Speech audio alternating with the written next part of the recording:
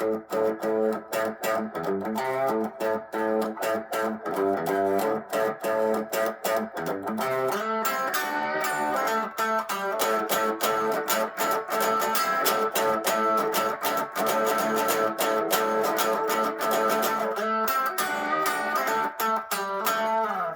yourself a better guitar player with Are You Gonna Be My Girl by Jet.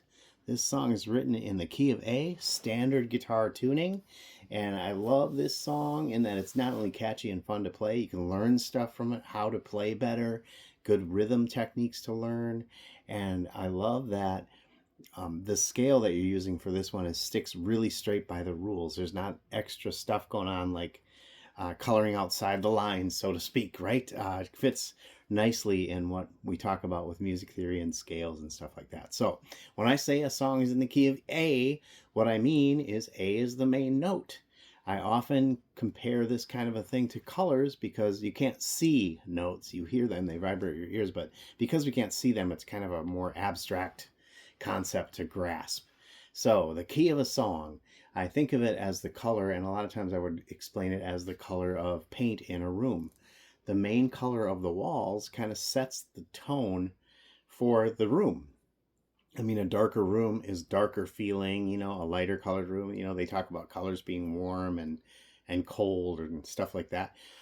The main color of the room sets the tone, and then the stuff against it is how notes kind of compare against that main note. So in this song, this is in the key of A, and more specifically, A minor pentatonic. So when I say A minor pentatonic, what I'm saying is A is the main note. Minor means that we have to add in the note that makes A a minor chord. That note is the note C. The note that makes A a major chord is C sharp. Okay, that's why you have an A major chord like this and an A minor chord like this. They're only one note different, right? C or C sharp. This guy uses the note C, so we're saying A minor. Pentatonic, well, penta means 5.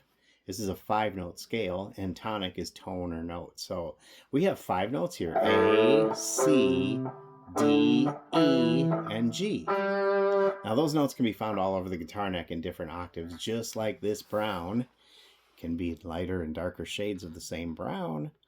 All the notes can be higher or lower shades, so to speak, of the same note. The note A is here. It's also here. It's also here. Different octaves, but the same note. You'll find later on in the song he's going to play chording, where it just plays the A note and then the octave of the A note. It's really just one note that you're playing, but on 2 different strings at the same time. Anyway, I started my demo there on what the bass guitar is playing for the intro of this song. Now, a bass guitar typically is 4 strings, and those 4 strings are tuned to the same 4 notes as your fattest strings here on the guitar. So I always thought, oh man, if somebody learns how to play guitar, they're going to kind of know how to play bass, or vice versa. A lot of it is overlap, right? So E, A, D, and G is the standard tuning for an electric or acoustic, doesn't matter, bass guitar: E, A, D, G, and B. So on the bass guitar, the notes are coming off an octave lower than what we're hearing on the guitar. Okay, an octave lower really just means that your eardrum is vibrating at half the speed. If it vibrates half the speed of the original note, it sounds the same, but in a lower version of it. Okay, just like I can have, like I was saying with the guitar, lighter and darker shades of the same brown there, right? So what happens on the bass guitar is this. Then a backup, or the answer to that,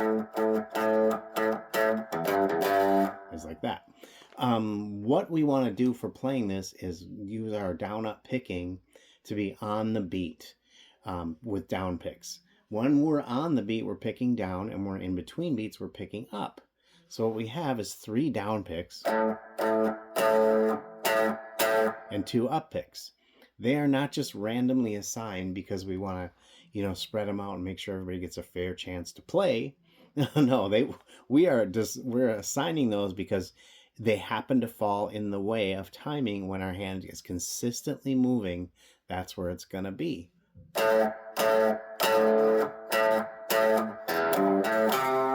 So we're forced to do it as an up because that's where it's falling on the beat. So 3 down picks, 2 up picks, Another up pick, but this time on the open E string. And then down, up from 3 to 5. And then a down pick here on 3 on the 5th string. Now we're going to kind of do the same thing. But this time, up, down, up, down. Okay, now this is the bass part anyway. This is how you'd play it if you're playing it on guitar or bass, right? That's when the guitar comes in though with this riff. Now that plays the 7th fret of the D string, which is the note A. The double stop notes at the 5th fret of the G and B string with the planted pointer finger. Then take the 3rd finger on the 7th fret of those same 2 strings and do a bend and release. Back to this guy. Two A notes. And then a single note there before it gets into the verse, okay?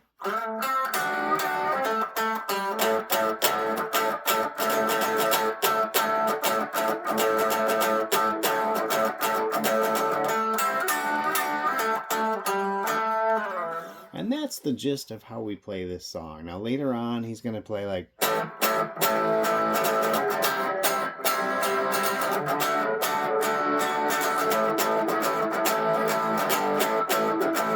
like A to C to D, you know, A and G. And then finally, when it gets to that E major to a G. So that's where it does end up coloring out of the lines, so to speak, again, a little bit with your E major chord. Has one note in it that wouldn't normally be there, that kind of thing. It's kind of like being aggressive and angsty and rebellious, right? To do something just... And they have that feel on this song where it's really just whacking away at the strings and having that tone. Now, speaking of tone, I have my guitar set to a single coil setting on the bridge pickup. And not a lot of gain, so I only have my volume up here to about 4.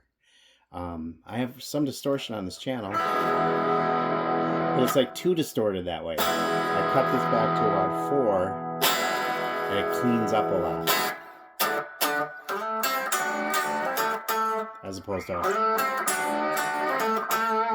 that extra distortion sounds good on some things. This one just makes it sound really raw and in your face when you don't have a lot of distortion for it. I heard an interview with Joe Satriani recently. He was talking about doing the Chicken Foot Band with Sammy Hagar, and he was talking about one specific guitar where you had to have the knob on it. He took off the knob that was there and put a new knob on that had numbers on it, because there were certain songs where you had to have that number just right to get the right tone, and he wanted to be able to visually see that. Like this knob, I can't see the numbers. So I kind of got to guess where 4 might be out of 10. Like if this is 10, but he'll have the numbers on there. I thought that was a really interesting thing. I've never considered that before. So always learning, that's the goal, right? That's how you make yourself a better guitar player. And I hope this one works for you. As always, appreciate your feedback, and I'll catch you next time.